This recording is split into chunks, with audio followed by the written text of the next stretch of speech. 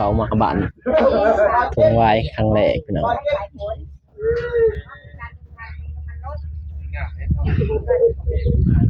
คนเต็มพี่น้อง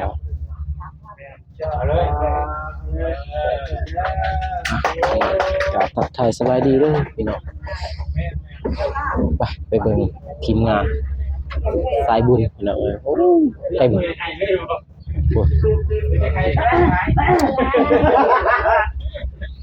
โอ้ยนี่พี่น้องเลยทีมงานเราไปเต็มเลยพี่น้องสวัสดีอีกมาก็สองมิกสวัสดีเดี๋ยวมิกสบายดีเอา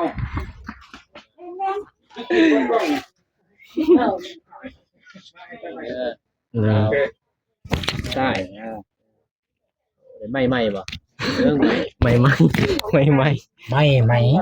ก็ได้ตัวรบกวนนะน้องเพิ่นบ่เป็นเพิ่นว่าไม่เวลาเขาเปิดเพลงนะไอ้บ่ฮู้บ่เด้ตัวนี้นี่รบกวนละมึงอันนี้ตัดสิรบกวนแล้วเนี่ยตัดแล้วบ่นี่ตัดแล้วตัดแล้วเปิดตู้เป็นยังกันจะได้แบบธรรมศาสตร์อยู่บนนี้ก็ใช้ได้เลยติใช้ได้เลยธรรมศาสตร์เลยธรรมศาสตร์เอาตอนนี้จะบ่มันจึงม่วนเวลามีเสียงตู้เสียงเซฟเสียงเพลงเขาจึงใส่แบบรบกวนอันนี้แบบเวลาขี่รถนะเวลาขี่รถเนี่ยขี่รถแบบเสียงลมเลยเสียงลมอันนี้แบบเสียงเพลงตัดเสียงเพลงออกเลยอันนี้เสียงลมคลิปนะอันนี้แบบธรรมศาสตร์เลยแบบธรรมศาสตร์เลยแบบได้ยินเสียงเลยเห็นเบาเสียงมัน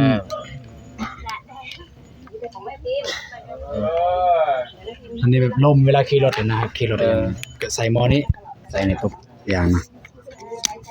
ขี่รถทางกระบะเลยปัดเวลามีเสียงเพลงหลายนะเสียงเพลงมันยุกเยียวก็ใส่หม้อนี้มันตัดเสียงเพลงออกเลยตัวนี้ป่ะอันนี้แต่ตัวนั้นจะใส่ตัวเสียงเพลงหมอตัวนี้โน้ตนะโน้ตใส่โมโนดนี่โมโนเสียงเพลงเลยมันตัดออกเลยเสียงเพลงไม่ได้โมนี่มันตัดลมคอยไปตัดตัวนี้ตัดลมได้ยินเสียงเพลงได้ยินเนี่ยตัดลมตอนขี่รถโอ้ใส่โมนี่จัดอะไรนะอันนี้มันตัดเสียงเพลงแต่ว่าได้ยินเสียงลมตัดเสียงเพลงว่าคือว่าถือได้อย่างนี้เนาะซื้ออยู่ไทย1,200มาซื้ออยู่ลาวนี่ 2,000 ล้านและ2ล้านคือ2,000 2,000ล้านดีเด้อ2,000 3,000นี่เขา 3,000โดย 3,000รุ่นเดียวกันเนาะมันบ่ได้นั่นน้องลอกเด้อน้องลอกพี่บ่ยังบ่ได้ลอกอะไรหยังลอกปัดบ่ได้สิได้เว็บเลยตะลิมตะดิดกินนี่ปิดม่วนเสียงเพลงอย่างเงี้ยเด้เวลาทายเวลาอยากเพิ่มเสียงเฮาเสียงหลอกตัวนี้เสียงหลอกประมาณเท่าไหร่รู้จักเราส่งอะไรโอ้คนส่งให้14ส่งให้เพิ่น4เพิ่นซื้อให้ได้ใส่มันก็ถ้าไปซื้อก็2ล้านอยู่2ล้านปลายอยู่ลาวแต่ว่าน้องซื้อตอนนั้นก็ที่เพิ่นซื้อให้บ่น้องเปลี่ยนโอ้ยเฮ็ดหยังเอาของเจ้าเด้นี่ซื้อเด้มันเอามื้อมันบัดเค้กเอ้าสวัสดีของนะสวัสดีบ่แล้วเราเท้าทุกวันเนี่ยโอ้ได้บ่เจ็บไปซะละมีแต่บ่เจ็บอยู่ไหนบ่ตูนนี่เด้ก่อนใหญ่บ่ตูนฟุตบอลใหญ่เนาะเรื่องแล้วเตะเรื่องนี้เนาะแต่ว่าเดี๋ยวนี้เริ่มแค่นี้แล้วเนาะเริ่มบ่ทันเตะเพราะว่าบ่นุ่งก็มักเลยเตะบ้านมื้อม่วนสังสรรค์เนาะแต่ว่าววงเพิ่นเนาะบ่ได้มาเล่นเตะเก่งว่ะบ่มื้อหน้ามื้อไหนก็เฮ็ดใหม่เนาะ ถ้าว่าเบาเตียงมันนะ น่ากลัวยิงให้ได้ลงสนามก็ยิงให้ได้เงินหน้าลงไปยืนแล้วก็เลยเล่นร้านในกองหน้าเขาไม่เคยคอยถึงคอยลงตัวเลยครับมันได้โอกาสตรงนี้ละนั่นน่ะเล่นร้านพวกนี้แห้งเท่เอาไม่น้องอันนี้เช็ดเบามีฮะเบานั่นเบามิกเองคืออีกเจอน้องเดิมครั้งแรกอยู่เสียเลยเจอน้องเดิมครั้งแรกเป็นลองสัมผัสดิเป็นอยู่บ่สัมผัสเบาพี่น้องเอ้ยติงนึงเราไต่เด้มันดังนะพี่น้องอยู่ที่เฮาไปซอยแม่นบ่ซอยเรือตะปิดนำโหที่น้องเดิมเราไต่เกิดนะทีมงานเราไต่เกิดกับน้องเดิมสลีน้องเดิมซารีทีมงานเราไต่เกิดไหนบ่แม่นว่าถ้าบ่มีน้องเดิมกับน้องซารีก็เฮาก็เกิดอยู่แต่ว่ามันบ่ทันหูหลายสิ่งสำคัญหลายก็คือบ่เตียงแล้วก็อันนี้มันเป็นเราแล้วคือกลุ่มใหญ่เนาะโดยตามที่เขาเคยไปซอยเนาะตอนซอยน้องเดิมรู้สึกว่าเขาไงลายเด้ลายแล้วก็ซอยเฮาแบบมันลายเด้น้ำมันจากน้ำคนนี้จากน้ำคนนั้นอุ้ยเอาตอนแรงๆเนาะดีใจแฮงยังบ่เจ็บโอ้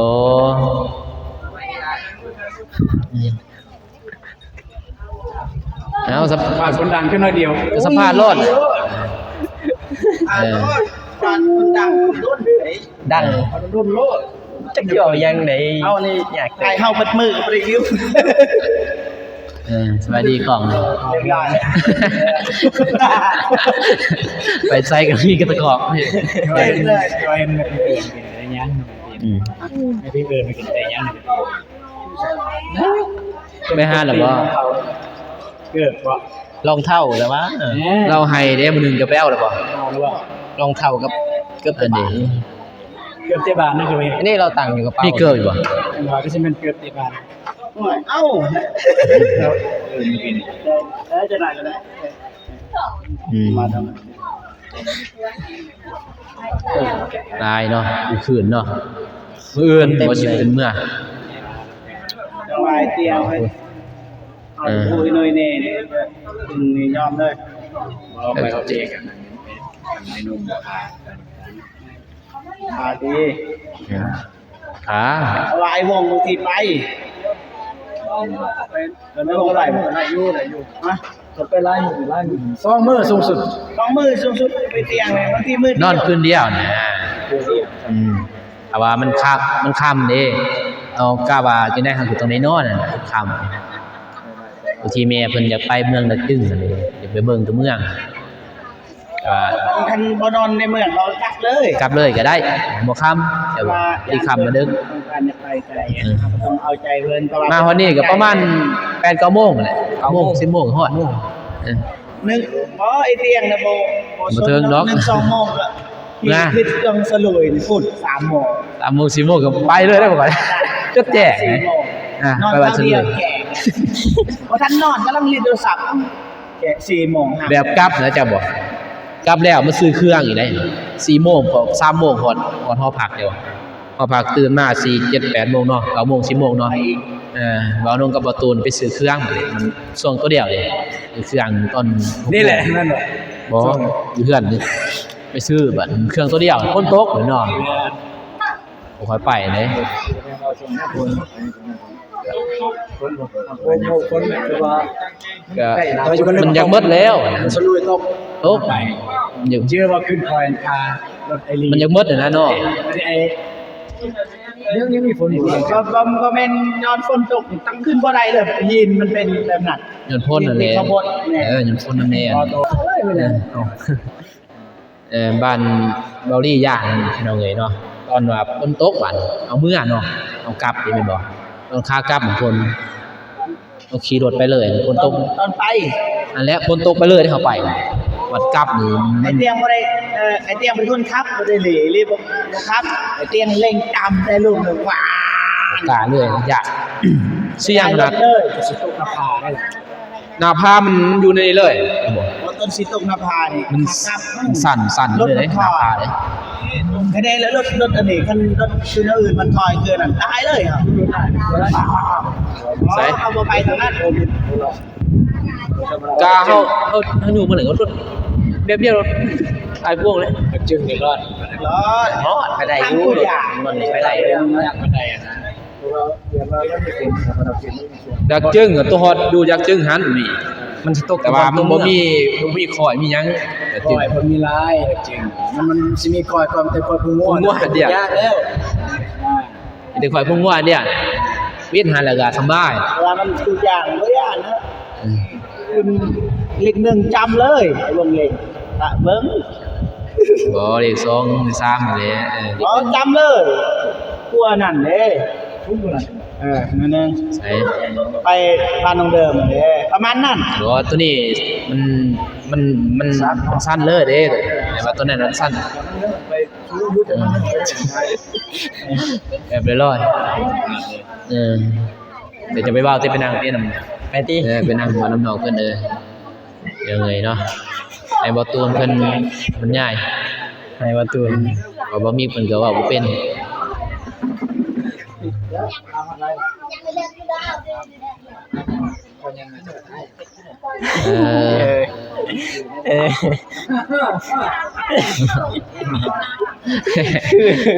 คือเลยว่ามีเราบ่เก่งเนาะกำลังเอฟนะยังบ่ทันเป็นเว้าบ่ติแล้วตะกี้ก็บ่เจ็บเรา แรงแล้ว ตูนนะแต่ว่าบ่นุ่มก็เลยดึงได้เด้ตะกี้ทายลายเลยก็การนี้บ่เจ็บบ่ตูนตะกี้เองครับไปดีพุ่น2คนเปิด โอ้ คลิป ว่า ดีได้ยางมากเลยสิ บ่ ประมาณ3คลิปเขาลบทีมยังเหาะยังถือว่าสมบูรณ์น่ะ กลัวเลยคันว่าตลกหน่อยหนึงเนี่ยบ่เอา บ่ได้แล้วนี่ยิ้มเลยก็บ่ได้ เพราะบัดเดี๋ยวนี้นี่ยิ้มก็ได้เดี๋ยวนี้เอาหูจักเลยเอาบ่ได้เฮ็ดจังผิด อันนั้นก็อยากบ่ถือเนาะแล้วอยากบ่ถือใจกัน ไอ้วงถ่ายได้ป่ะ ได้แล้วเดี๋ยว ถ่ายได้ป่ะ ยังให้น้องคุณทายอายคุณแล้วสิไปแยมย่ำน้องสาลี เดี๋ยว ให้น้องเบิ่นนี่แม่นมีบ่ฮะ มีเราคนนี้ มาเบิดบ่ มาเบิด ทีมงาน เรียกว่าจับสัมภาษณ์กำลังจะเอาสิ เอามันลายๆอ่ะมันคุมเลยมั้ยก็มาเยี่ยมย่ำ น้องฝนไปได้อ๋อ เต้น TikTok ให้เบิ่งแน่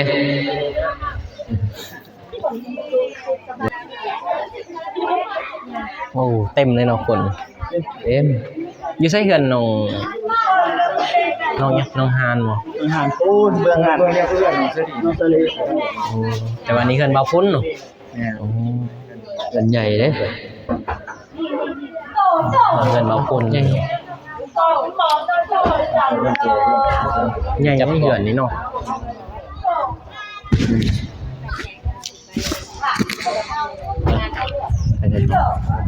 กับนาทีอ่ะ สวัสดีเด้อ ไปนอกสบายดี อันนี้ของแม่ดินเราจะเอาของแม่ดินจะก็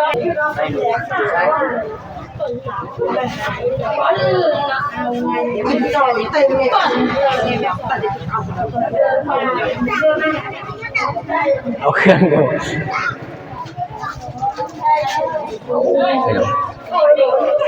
มันมีแฟนฟันมันมีข่าวที่คนเหมือนของแม่เขาเอาจะให้ทีมงานนะจะเอาเอ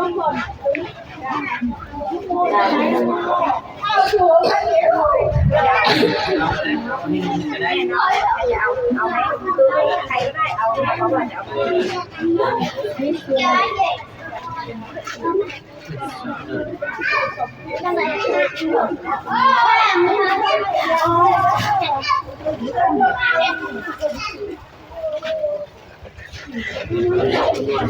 ปดูหน้าเลยอันนี้เก็บไว้ให้เจ๊เหรอ อย่าให้ใครยังไม่ได้ ใส่เบิ่งบ่มิก ลุงเลยแดงเลยเสือ เป็นแซนไหม โอ้ เป็นแซนเลยเป็นแซนไหม เส้นลุงไม่ค่อยป่ะ อย่าตัวจะอายเลย ลองเลยแม่เนี่ยไปไปดิหน่อยดิมึงมีเลยเขาเอาบอกปฏิเสธใครมาใครมาแล้วเอาเอาคนเอียงเดือดเอียงเลยเอาเลยรอเลย ทางไหนทางไหน เรียบไป อันนี้ธนาคาร ราคา ธนาคาร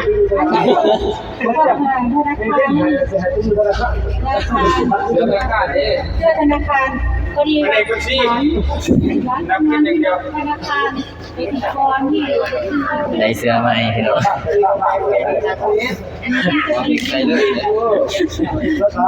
่เลยเขาเจ็บเรียกว่าเจ็บหลายแล้วเบ่งว่าเราใส่ก็เลยเราใส่ยังไงน่าจะบอกน้องเดิมนะผมว่านะ โอ้ยได้หลายได้ไหม ให้น้องคน ไม่ นี้ ให้ ให้ฟัง ไม่ให้สารแพทย์เลย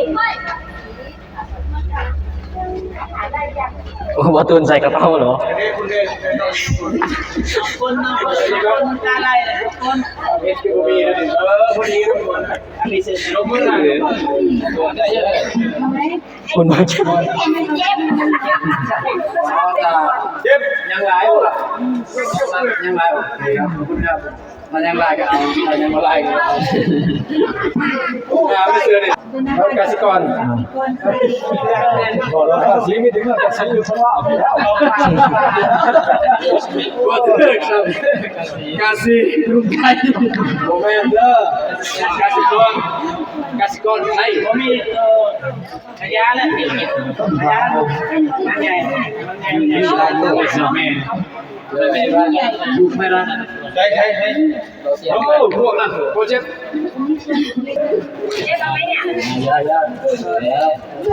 ใส่เลยว่ะ โปรเจกต์เอาลายเนาะ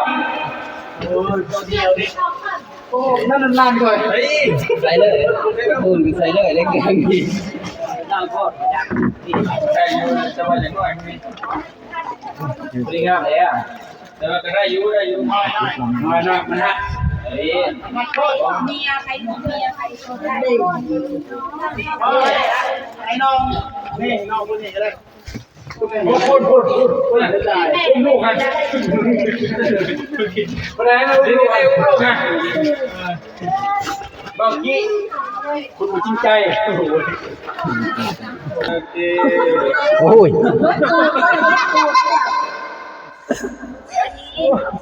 ไอ้ชื่อ โต้แชร์ก็ใช้มาจิ้มนี่ก็ได้เลยน้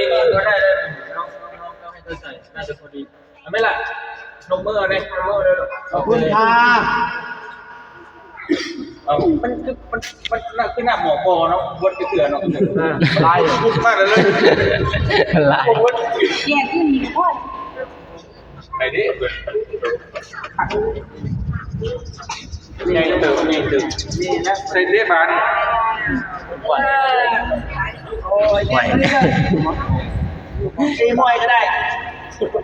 นี่ ดีกันไหม โยโย เอาไม่ได้กัน อันนี้ของเขา มึงดู โอ้บางทีพอดี ผมมีของไอ้ไม่เปิดแล้ว ให้ผู้บ้านแก่ได้ ไม่น่าจะได้ นี่มัน ได้ บ่ได้ อะไรครับ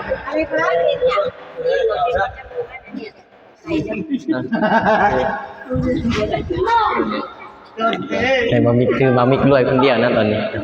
ต้องแช่ เต็มเลยบะมิก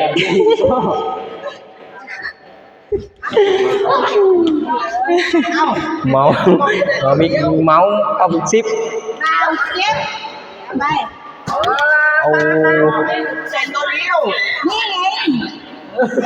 เอาสุดได้อย่างนี้แต่ของใครเนี่ยเมื่อ อันนี้ของนี่ อันนี้ของเศษ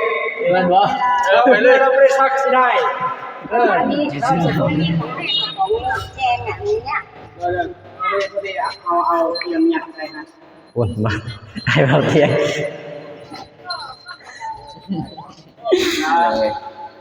ด้วยเองครับ บาทคุณใช้เต้บานเต้บานก็คือกันหลอดก็จะเจ็บ พอดีแล้ว เต้บานดีดี ดีงามเลย ตอนเลยนะตอนให้อยู่ ใครชนะเอาไปเลยเอาเงินไหมกินไหนชนะเอาไปเลยก่อนวันใหม่เอาไปได้ไหม ไม่ใช่ให้จะซื้อหน่อย ตัวแม่เกิดหรอ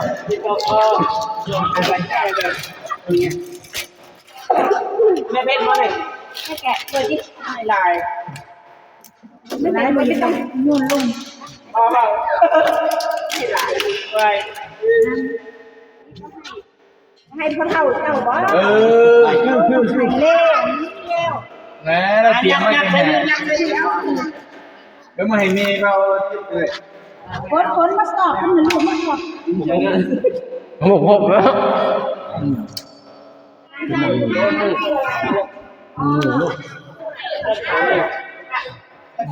ั้นอีกสักนะ ก็กินเลย เดี๋ยวเราเก็บเราให้เราไปเลย เกิดอะไรขึ้นเลยนี่ตั้งหน่อย อยากจะอะไรวาน เลยได้ใช่แบบเก็บ นี่รู้นะรู้ว่าเบ่งว่าเด็กน้อยใช่ใช่ลองโอ้ยแล้วนี่ โอเคพี่น้องบ้านนี้กะ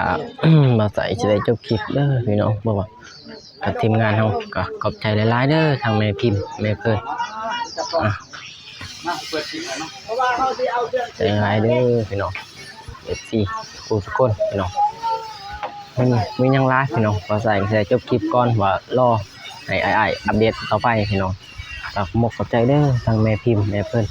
ที่ให้เครื่องให้เบาสายขอบใจหลายๆพบกันใหม่คลิปหน้าพี่น้องคลิปนี้ก็กล่าวคำว่าสบายดีพี่น้องบ๊ายบาย